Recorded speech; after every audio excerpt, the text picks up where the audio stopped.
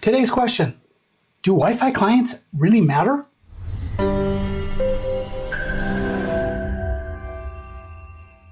The question we're going to answer today is, do Wi-Fi clients really matter? Are there differences between Wi-Fi devices? Really? Now, you kind of know there are, and you think, well, my iPhone's kind of small, probably has a small antenna, but it has a pretty good chipset. My iPhone 11's got a really good new chipset. True. My MacBook has 3 streams, so maybe the streams matter. Maybe the protocol is a Wi-Fi 6 or Wi-Fi 5. We tend to think of Wi-Fi clients as being fairly generic. A lot of our customers, when we're designing Wi-Fi, expect that Wi-Fi is Wi-Fi no matter what.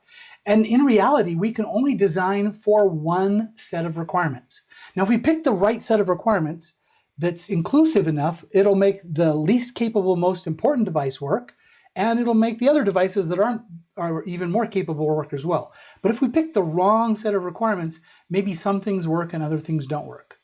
The truth is, there is a huge difference between client devices on many levels. If you give a device what it wants, it stays happy and does exactly what you expect it to do, performing way better. Now, some of the terms we can throw out are, is it 802.11a, b, g, n, ac, ax? And now after ax came out, they kind of reverse engineered and call it Wi-Fi 6, and then they called the previous one Wi-Fi 5. I try to be ambidextrous and use them both.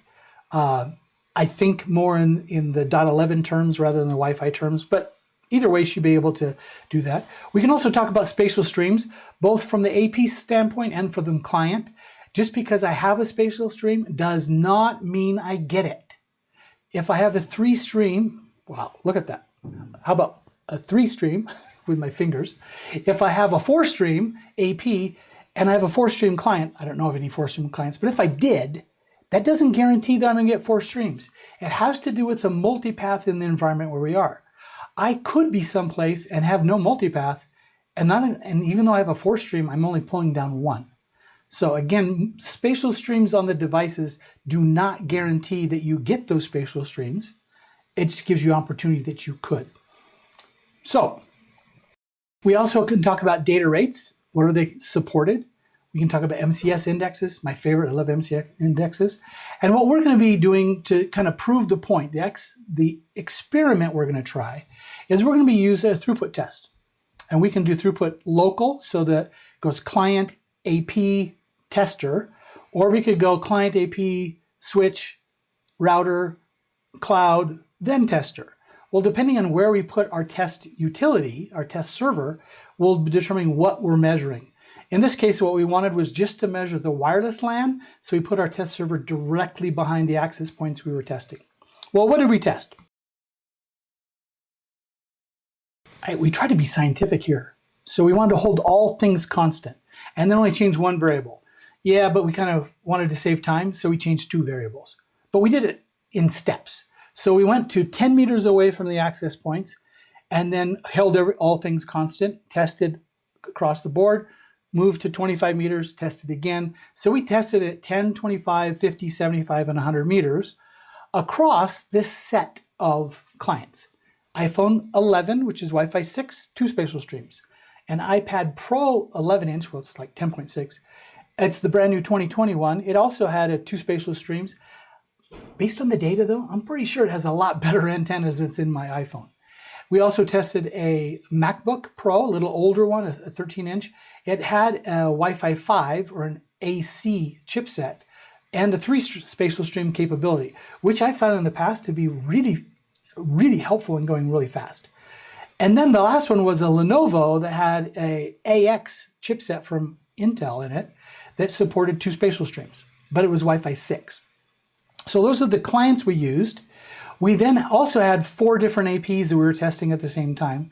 So to take that AP out of the equation, we just aggregated all of these together to get an idea of which client did good at different distances. Now I'm going to show you 2 different ways of looking at this data. In the first, we set 10, 25, 50, 75, 100 meters, and we were comparing the devices. You can tell right here pretty easily That ThinkPad, older ThinkPad at that, but with a brand new Intel AX chipset, even though it's 2 spatial streams, beat the pants off everything else. The iPad is the gray one. It did remarkably well as it went further and further away, sometimes even beating the MacBook. So even though the MacBook had a 3-stream capability, it had older Wi-Fi 5 technology. So the Wi-Fi 6 technology could beat it even with less spatial streams. Yeah, makes you think a little bit. What we've seen here is our choice of Wi-Fi level, AX or AC. Yes, makes a difference. And then as we went down to the iPhone, yeah, iPhone obviously did less. It's little, small kind of thing. So this was one way to compare it. I want to just compare it a different way. Same data, I'm just going to swap around the variables. And in this one, you can see the ThinkPad was on the left. And as you went further and further away, it slowly degraded down, kind of a nice, pretty even curve. Same with the MacBook Pro. As the MacBook Pro got outside of 10 meters, though, it took a big jump at that 10 to 25 meter, and then fairly consistent. iPad was next. Again, pretty big jump off of from 10 meters down, but fairly consistent after the fact. Same with the iPhone. And the amazing part is, even with the iPhone, at 100 meters, it was still nearly 60 meg data rate. So people ask all the time, well, how far does Wi-Fi go? And by the way, we're going to have another question about how far Wi-Fi goes. But you can see from this data, clients make a difference. Distance makes a difference. Spatial streams, I don't know. Wi-Fi 6 versus Wi-Fi 5. 3 of the devices were Wi-Fi 6. I would have expected that MacBook, what I've tested in the past, has been the best thing I've tested with. In this test, an older laptop with a new Wi-Fi 6 chipset beat them all. Conclusions. Do Wi-Fi clients matter? Oh, of course they matter. What we need to do is design them to meet those needs. The data we collected show Wi-Fi 6 better than Wi-Fi 5. 2-stream, well, our data shows it's better than 3-stream, but we won't know until we can test like, as in a Wi-Fi 5 2-stream against a Wi-Fi 5 3-stream. Sounds like we have some more tests to do.